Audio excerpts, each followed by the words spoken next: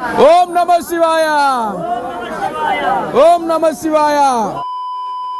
Golden temple లో తడుచుకుంటూ బయటకు వచ్చాక మన బండికి ఇంధనం కొట్టించి తర్వాత కొంత ధనం ఇచ్చి మన బాడీకి ఒక ఛాయ్తో ఇంధనం ఇచ్చి చూచూ అంటూ మన క్యూటీస్ కూడా ఇంధనం ఇచ్చాం.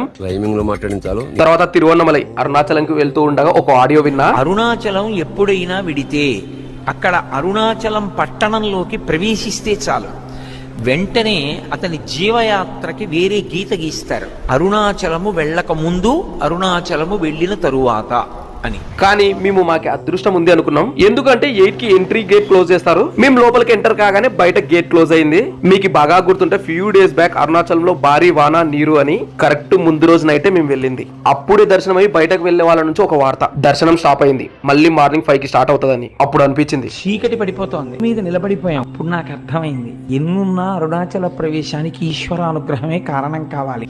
ఓం నమః శివాయ.